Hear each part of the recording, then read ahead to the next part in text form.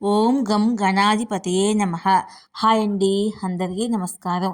మనం ఈరోజు ఈ వీడియోలో కార్తీక మాసం 3వ అధ్యాయము, ఈ అధ్యయనంలో నదీ స్నానం యొక్క మహత్యం గురించి తెలుసుకుందాము. ఈ కార్తీక మాసంలో నదీ స్నానం చేసినట్లయితే అనంత కోటి పుణ్యఫలాలు మనకు లభిస్తాయి. ఈ వీడియో కనుక మీకు నచ్చినట్లయితే లైక్ చేయండి, షేర్ చేయండి, సబ్స్క్రైబ్ చేసుకోండి.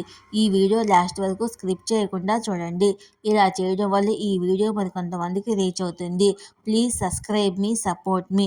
Thank you for watching. Janaka Maharaja, Karthika మాసములో చేసే స్నాన, దాన, జపతపాదులు చాలా పుణ్యవ్రతాలు. అటువంటి సర్వోత్తమ పుణ్యవ్రతాలైన వ్రతం ఆచరింపని స్త్రీ పురుషులు లెక్కలేనన్ని సార్లు కుక్కగా జన్మిస్తారు. కార్తీక మాసం అంతా స్నానము, వ్రతము, దానం, ఉపవాసము మొదలగు వాటిని చేసే శక్తి సామర్థ్యాలు చాలని వాళ్లకు కార్తీక పౌర్ణమి నాడు అయినా వీటిని ఆచరించాలి. ఈ విధంగా చేయని వాళ్లకు చెడ్డ జన్మలు తప్పవు. దీనికి ఉదాహరణగా ఒక చక్కని కథ ఒకటి ఉంది. దాన్ని చెబుతాను, శ్రద్ధగా విను అంటూ చెప్పడం మొదలుపెట్టాడు. ఆంధ్రప్రదేశ్లో సద్గుణవంతుడైన బ్రాహ్మణుడు ఉండేవాడు. ఆ బ్రాహ్మణుడు సకల శాస్త్ర ధర్మాలు తెలిసినవాడై ఉండటం వల్ల శాస్త్ర జ్ఞానాన్ని ఆచరణలోకి తెచ్చుకున్నాడు. సత్యవ్రతము, ఇంద్రియ నిగ్రహము, భూతదయ కలిగి ఉండేవాడు. అతడు సకల పుణ్య తీర్థాలు సేవిస్తూ దైవ ధ్యానముతో రోజులు గడిపేవాడు. ఒకరోజు ఆ పుణ్యాత్ముడు తీర్థయాత్రకు పోతూ గోదావరి తీరానికి చేరుకున్నాడు. అక్కడ ఓ పెద్ద మర్రి చెట్టు మీద 3 బ్రహ్మరాక్షసులు ఉంటున్నారు. సూదిమొనలాంటి తల, వెంట్రుకలు పైకి లేచి పెద్ద కన్నులులా కనిపిస్తున్నాయి. కొండ గుహ లాంటి పెద్ద పెద్ద నోళ్లు తెరుచుకొని భయంకరంగా అరుస్తున్నారు. వాళ్ళ శరీరాలు కారుమబ్బుల కంటే నల్లగా నిగనిగలాడుతూ పర్వతాల్లా గోచరిస్తున్నాయి. వాళ్ళ చేతిలో పొడవైన కత్తులు తలతలా మెరిసిపోతున్నాయి. వారి దంతాలు, కోరలు చాలా అసహ్యంగా ఉన్నాయి. వారి ఉదరాలు నశించిపోయి ఉన్నాయి. ప్రాణభయ రక్షణార్థం సకల ప్రాణులు ఆ మర్రి చెట్టుకు 6 కోసుల దూరం దాటి వెళ్ళిపోయేవారు. ఆ బ్రహ్మరాక్షసుల భయం వల్ల పశువులు గాని, మనుషులు గాని, జంతువులు గాని, పక్షులు గాని ఆ ప్రాంతానికి వెళ్ళటం లేదు.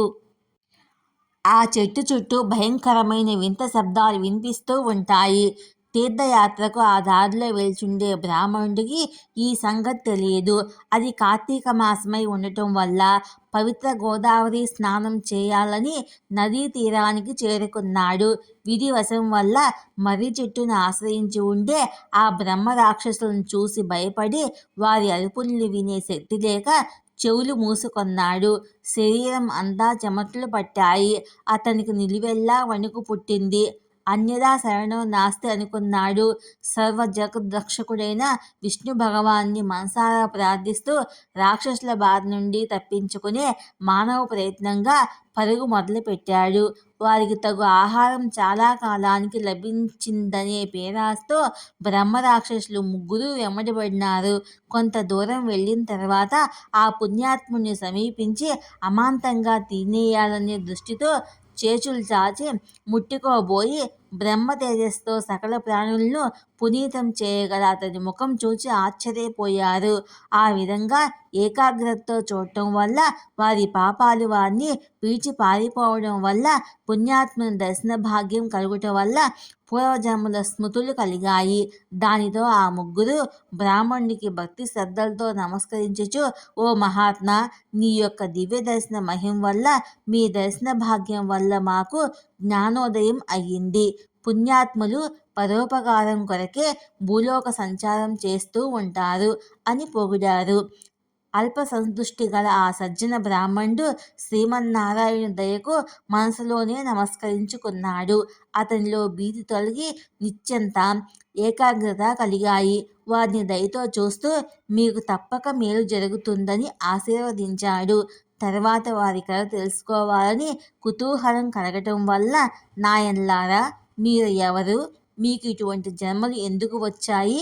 పూర్వజన్మలో మీరు ఎటువంటి పాపాలు చేశారు, చేసిన పాపం చెప్పడం వల్ల కొంత పాపం పోతుంది. శ్రీ మహావిష్ణువు మనందరినీ రక్షిస్తాడు. ధైర్యంగా మీ వృత్తాంతాలు నాకు చెప్పండి, ఆలోచించకండి అని ఆ బ్రాహ్మణుడు ఆ రాక్షసులతో పలికెను. అప్పుడు ఆ రాక్షసులు వరుసగా తమ వృత్తాంతాలు చెప్పడం ప్రారంభించాడు. మొదటి బ్రహ్మరాక్షసుని కథ. ఓ మహాత్మా, నేను ద్రావిడ దేశంలో ఉన్న సుందరం అనే గ్రామంలో బ్రాహ్మణ వంశానికి చెందినవాడను. నేను గ్రామాధికారిగా చేసేవాడను. ఆ అధికార గర్వంతో కన్ను మిన్ను కానకుండా దుష్టుడినై కుటుంబ పోషణ యందు ఆసక్తి హద్దులు మీరటం వల్ల బ్రాహ్మణ డబ్బును దొంగిలించాను. అంతేకాక బంధువులందరినీ అలక్ష్యం చేశాను. అమావాస్య నాడైనా బ్రాహ్మణునికి పట్టెడు అన్నం పెట్టలేదు. బ్రాహ్మణత్వం 7 తరాల వరకు పట్టి పీడిస్తుందని తెలుసుకోలేకపోయాను. అది సూర్యచంద్రులు ఉన్నంత వరకు బాధిస్తూనే శాశ్వత సత్యాన్ని గుర్తించలేకపోయాను. ఆ జన్మలో చేసిన పాపాల వల్ల రౌద్రాది నరకాలు కొంతకాలం అనుభవించి పిదప అనేక నీచ జన్మలు ఎత్తి పడరాని పాటలు పడుతూ చివరకు బ్రహ్మ రాక్షస జన్మ ఎత్తాను. ఈ పాపం పోయే మార్గము చెప్పి నన్ను రక్షించమని వేడుకుంటానని మొదటి బ్రహ్మరాక్షసుడు తన కథను వివరించాడు. రెండవ బ్రహ్మరాక్షసుని కథ. బ్రాహ్మణోత్తమ, నాకు జన్మనిచ్చిన తల్లిదండ్రులను ద్వేషించాను. మాతృదేవోభవ, పితృదేవోభవ అనే ఉపనిషత్ వాక్యాలను నిర్లక్ష్యం చేశాను.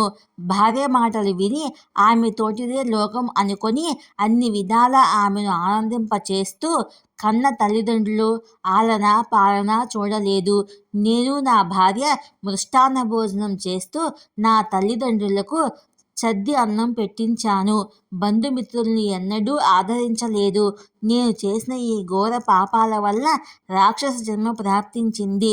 నన్ను ఈ జన్మ నుండి రక్షించమని భక్తిపూర్వకంగా వేడుకొంచున్నాను అని రెండవ బ్రహ్మరాక్షసుడు తన వృత్తాంతమును వివరించెను. పిదప మూడవ బ్రహ్మరాక్షసుడు తన వివరాలను ఇట్లా చెప్తున్నాడు. మూడవ బ్రహ్మరాక్షసుని కథ. విప్రోత్తమ, నేను ఆంధ్రప్రదేశ్లో ఒక విష్ణు ఆలయంలో పూజారిగా ఉండేవాడిని. పూజారికి ఉండవలసిన సద్గుణాల్లో ఒక్కటి కూడా నా వద్ద లేవు. నేను ఉండేది పవిత్ర స్థలమైనప్పటికీ నాలో అంత పవిత్రతయే వ్యాపించి లేదు. అందరూ అతడికి వచ్చి పుణ్యాన్ని సంపాదించుకుంటే నేను మాత్రము పాపాలు ఆర్జించుకున్నాను. నాలో దైవభక్తి, దయా దాక్షిణ్యాలు లేవు. అవి ఎట్లా ఉంటాయో కూడా నాకు తెలియదు. ఆత్మస్థుతి, పరనింద వంటివి చెడు కార్యాలకు వెనుదీయలేదు. కులస్త్రీలను చెరచి ఇతరుల సొమ్మును దొంగిలించేవాడిని. స్వామివారి నగలు, భక్తులు దీపారాధనకై పంపిన తైలాన్ని మొదలైన వాటిని వేశ్యాగృహాలకు పంపేవాడిని. స్వామికి చేయవలసిన నిత్య పూజలు మాని రేయింబవళ్ళు వేశ్యాలోలత్వంతో మునిగి తేలుతూ ఉండేవాణ్ణి. వేశ్యాగృహాలే నాకు మందిరాలు. శరీర సౌందర్యము అశాశ్వతమని, బ్రహ్మ పదార్థం ఒకటే శాశ్వతమని గుర్తించలేకపోయాను. ఉన్న సంపదను అంతా వేసలు చేజిక్కించుకొని నాలో ఓపిక తగ్గగానే నన్ను బయటకు నెట్టివేశారు. చివరకు దిక్కులేని మరణం పొంది నరకములో నానా బాధలకు గురైనాను. పిదప అనేక నీచ జన్మలెత్తి చివరికి ఈ జన్మ పొందాను. మీ దర్శన భాగ్యం వల్ల నాకు జ్ఞానోదయం అయింది. నేను ఇంతవరకు చేసిన పాపములకు ప్రాయశ్చిత్తం పడుతున్నాను. ప్రాయశ్చిత్తం వల్ల కొంత పాపం పోతుందని పెద్దలు అంటారు. నన్ను మీరు నయం చేయగలరనే పూర్తి నమ్మకం కలిగింది. నన్ను కాపాడే బాధ్యత మీ మీద ఉంచుతున్నాను. దయతో నన్ను రక్షించండి అని మూడవ బ్రహ్మరాక్షసుడు తన వృత్తాంతము చెప్పి వేడుకొనెను. ముగ్గురి వృత్తాంతములు విన్న బ్రాహ్మణుడు ఎంతో జాలిపడ్డాడు. వారిని బాగు చేయటము తన ధర్మంగా తలచి వారితో మీకు చేసిన అన్ని మహాపాపములను అనటంలో తప్పు లేదు. అందుచేతనే చాలా బాధపడ్డారు. ఇప్పటికైనా నిజాన్ని గుర్తించి పశ్చాత్తాపడుతున్నందుకు నేనెంతో ఆనందిస్తున్నాను. ఇక మీరు ఏ భయమూ లేదు. మీకు ఈ చెడు జన్మల నుండి ముక్తి కలిగిస్తాను. ఆ ఆదిశేషుడు మనకు తోడు నీడగా ఉంటాడు అని చెప్పి వాళ్ళను తీసుకొని కావేరీ నదీ తీరానికి చేరుకున్నాడు. అది కార్తీక మాసం కావటం వల్ల ఉపవాసం చేసి నదిలో స్నాన జలాలు గావించి వ్రతం పూర్తి చేసి ఆ వ్రతం యొక్క ఫలితాన్ని ఆ ముగ్గురు బ్రహ్మరాక్షసులకు ధారపోశాడు. ఆ వ్రత ఫలం వల్ల బ్రహ్మరాక్షసులు విముక్తి పొందారు. అందువల్ల కార్తీక మాసంలో స్నానం చేసి వ్రతాలు ఆచరించే వారికి సకల పాపాలు తొలగిపోయి 10,000 వాజపేయాలు చేసిన పుణ్యం కలుగుతుంది. ఈ ప్రయత్నం చేయడానికి నిర్లక్ష్యం చూపిన వాళ్ళు అనేక నీచ జన్మలకు గురై చివరకు నీచాతి నీచమైన పంది జన్మనెత్తి తర్వాత బ్రహ్మరాక్షసులవుతారు.